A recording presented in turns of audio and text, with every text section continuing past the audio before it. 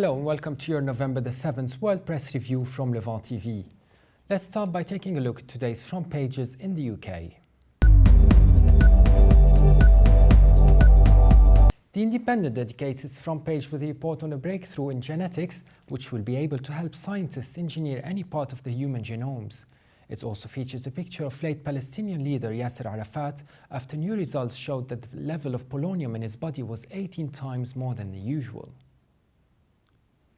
The Daily Telegraph leads its front page with reports on British households paying the highest property taxes in the developed world. It also includes a Telegraph investigation which reveals a Tory MP saying that politicians were corrupt and admitted they scrounged during a parliamentary trip to Malta, and features a picture of Prince Charles and Camilla on the banks of the river Ganges as they began their tour of India. The Guardian leads headline reports on Sir Tim Berners-Lee, the computer scientist who created the internet, calling for a full and frank public debate over internet surveillance by the NSA and GCHQ. The paper also reports on polonium being found in Palestinian leader Yasser Arafat's body. The Times leads its front page with reports on Ian Duncan Smith trying to shift the blame for a £140 million waste of taxpayers' money onto his senior civil servant by attempting to influence an MP's report. It also reports on the Unite Union whistleblower who is standing by her account that the union tried to rig the selection process for a new Labour MP, and also features a picture of the Prince of Wales and Duchess of Cornwall taking part in a Hindu sunset ceremony as they tour India. Now let's take a look at the top stories in the Middle East. As the conflict deepens and continues in Syria, we take a look at what some analysts are saying in the papers.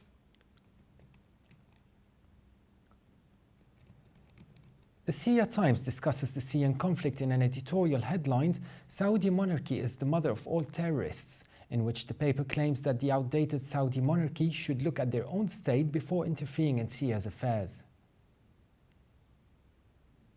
And here the paper quotes Syrian Information Minister Omran al-Zoabi saying what could have happened in Geneva is but a political process and will never be ever a surrender of power nor the formation of a transitional government.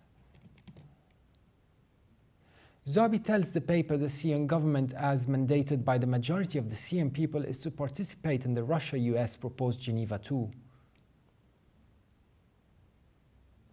He adds if it is convened not to hand over the responsibility for the millions of the Syrians to those whose hands are involved in the shedding of the Syrian blood, nor to their masters and backers.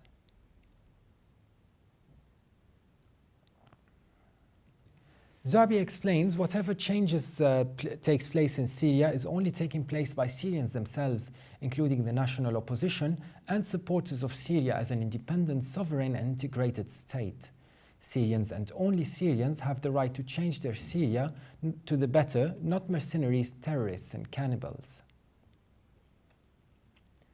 The paper states that Zoabi was in fact speaking on behalf of every honest and patriotic Syrian when he vehemently lashed out at Saudi Arabian flagrant interference in Syria's own affairs and its barbaric, all-out support to the Wahhabi al-Qaeda affiliates in their savage and cannibalistic slaughter of Syrian people.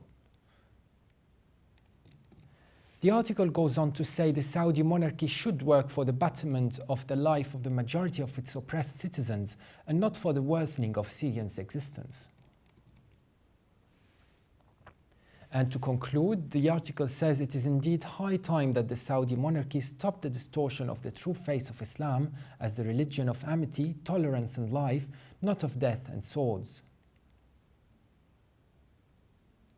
And he adds it is high time that the Al Saud refrains from its terrorist policy against many Arab countries, including Syria, Iraq, Lebanon, Algeria, Tunisia and Libya. This outdated monarchy is all but responsible for the destruction of the Arab nation, as well as for every terrorist working under the false pretext of Islam worldwide, long before September 11, 2001 in the US. In an article headlined, "One step forward, two steps back in Syria," Canadian news website The Canada Free Press's Joseph Klein analyses the Syria chemical weapons issue. Klein starts the article by quoting UN Sigrid Kaag, Special Coordinator of the Organization for the Prohibition of Chemical Weapons, saying that the Syrian authorities were cooperating so far. Key equipment for all of its declared chemical weapons production facilities have been destroyed. Klein states that the next phase to begin the middle of this month involves the far more complicated task of securing and destroying the chemical weapons themselves. However, he claims Ms. Kaag would not say whether rebel forces, which may control access to some of the 23 chemical weapons sites declared by Syria, are cooperating in helping to ensure security for the inspection teams, nor do we know where the chemical will be ultimately destroyed.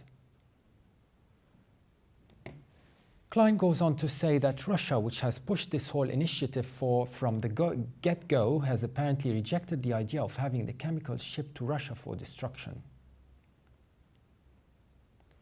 The writer also quotes US Ambassador to the UN, Samantha Power, who says that it was President Obama's credible threat to use force which proved the catalyst in focusing the international community on a diplomatic solution.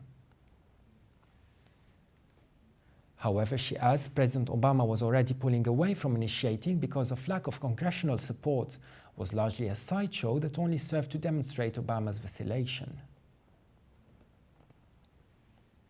Power sees that Assad's military is winning on the ground and he has bought some time and legitimacy by cooperating with the OPCW UN joint mission. The ambassador also considered the challenge posed by Al-Qaeda affiliates, groups opposing the Assad regime, who she claims have the support of many of the jihadists entering the country, to depose Assad's secular government. The US position on replacing Assad may not have changed, but a post-Assad Syria could be even worse if the jihadists take control. And to conclude, Klein says that the Obama administration should stop trying for the time being to obtain some sort of grand bargain to replace Assad with a transitional government, while the opposition remains so fractured and increasingly jihadist in composition.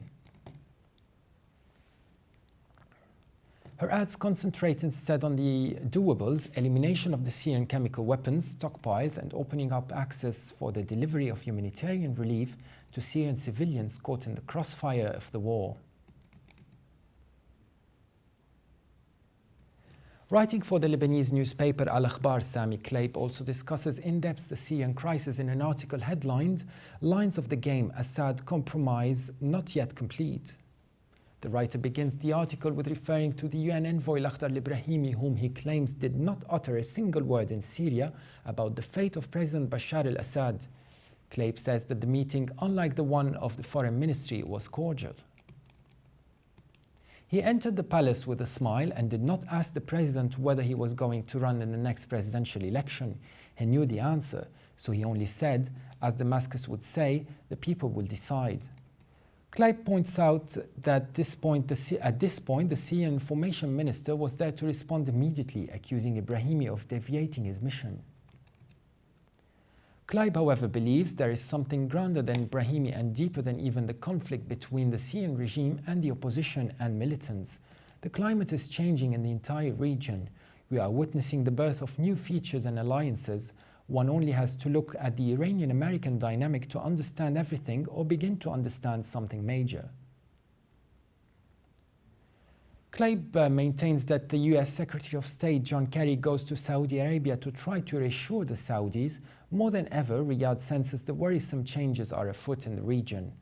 The Syrian issue is important, but what is even more important is a Saudi hunch that the American-Iranian rapprochement could be strategic rather than momentary. Kleib further states that in 6 years at most, the United States will be able to wean itself off oil from the region. So why should the Americans not think that an alliance with a strong Iran is more important after ensuring the peaceful nature of its nuclear program and agreeing over mutual interests? Kleib sees that the Syrian issue is part of a comprehensive deal that begins with finding a solution for the nuclear dispute with Iran, but also includes sharing influence in Iraq, the future of the Syrian regime itself, and the Middle East peace process.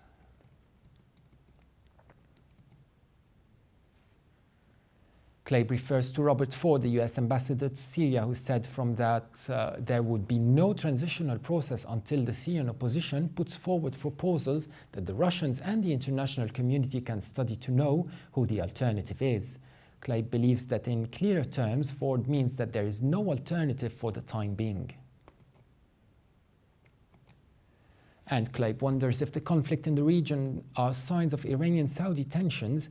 He says the Houthis and the Salafis in Yemen, Jabal Muhsin and Bab al-Tabani in Tripoli in the north of Lebanon, and unrest in Bahrain, a bloody attack takes place against Iranian guards along the border with Pakistan.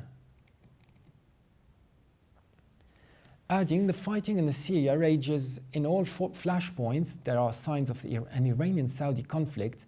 Is it all a coincidence?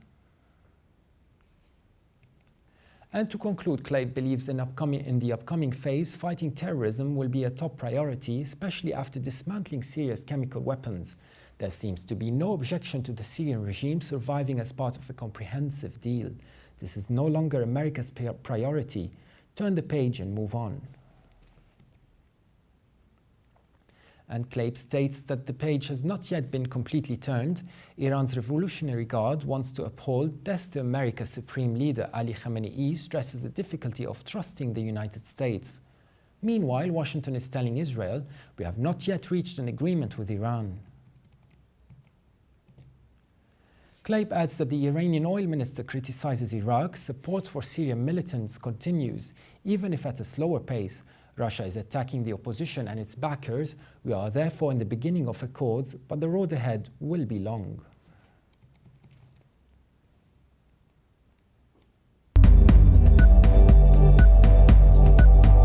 It was a significant day for both Palestine and Israel, as results from a Swiss Forsenic report revealed late Palestinian leader Yasser Arafat may have been poisoned with polonium. While news of Israel's foreign prime minister Avigdor Lieberman being acquitted of corruption also emerged. Let's take a look at these in more detail.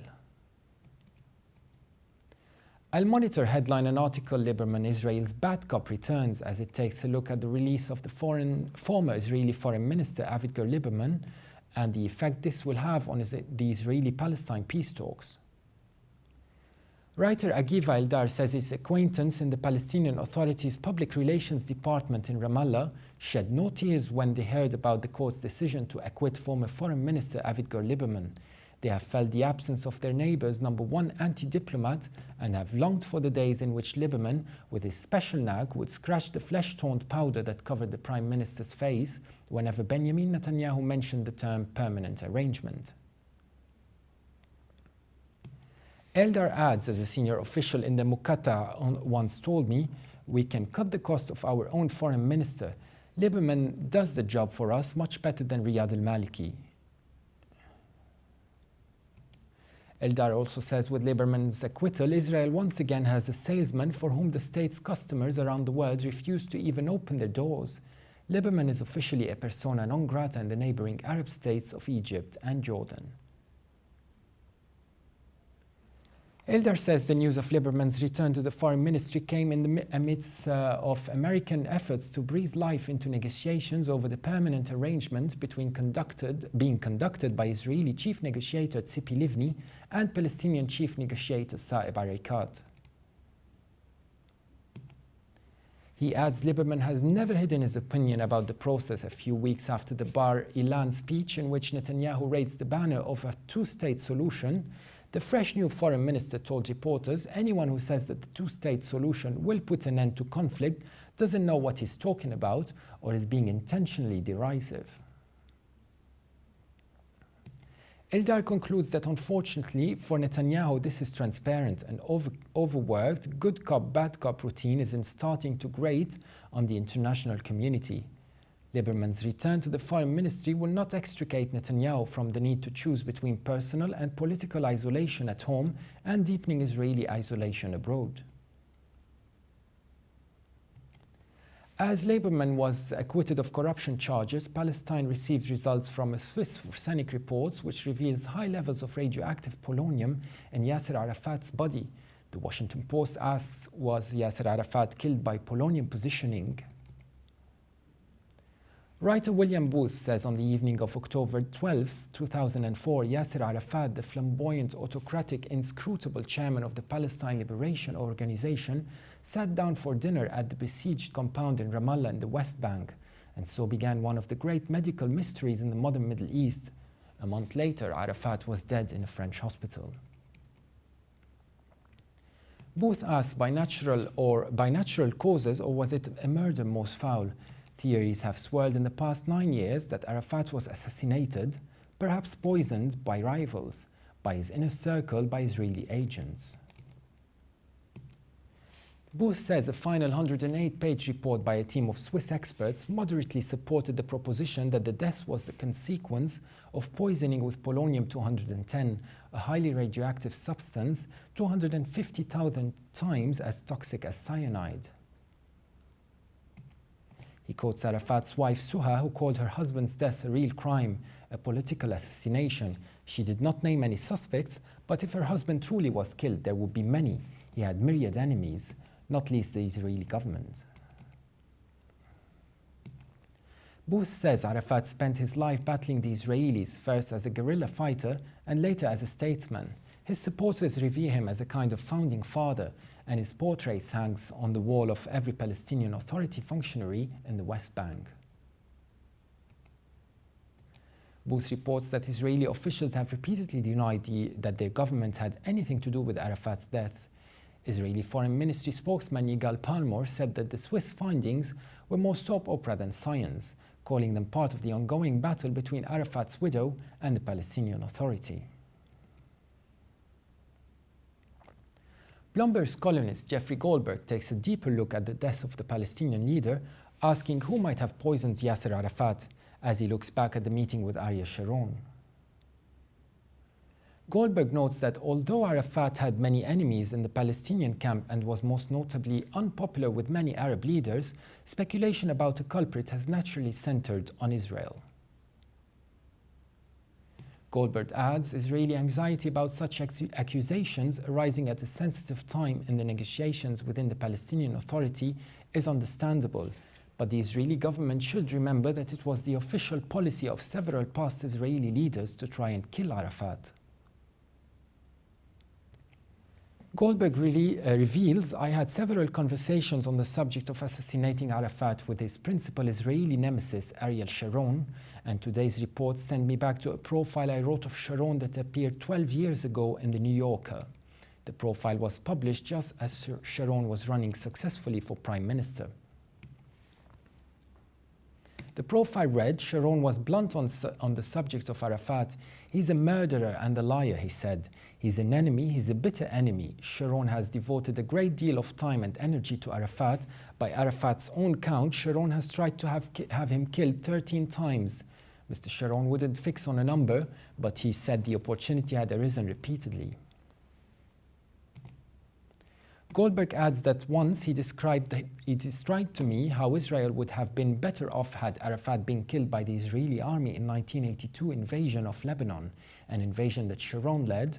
It was, he said, a missed opportunity. And Goldberg concludes that I'm still trying to figure out exactly why Sharon would have wanted the Palestinian leader dead at the particular moment he died. But it should not be treated as news that Sharon wanted Arafat dead or that he tried at different points to kill him. Maybe this whole autopsy drama is a farce, and maybe Arafat did in fact die of natural causes. Maybe he was killed by someone else, or maybe Sharon, who lamented to me his failure to kill Arafat, actually wound up succeeding. Now let's take a look at the top headlines from international papers. Starting with the Jerusalem Post, which leads its front page with the headline, Lieberman unanimously acquitted in fraud trial.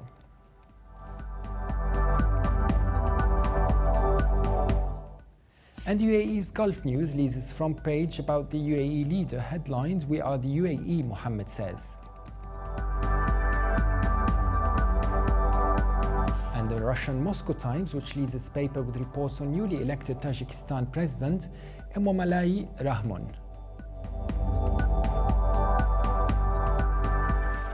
And finally, the Washington Post, which leads its front page with the headline, Democrats take aim at Christie, as the New Jersey governor emerged from his re-election landslide as the Republican Party's strongest potential presidential contender.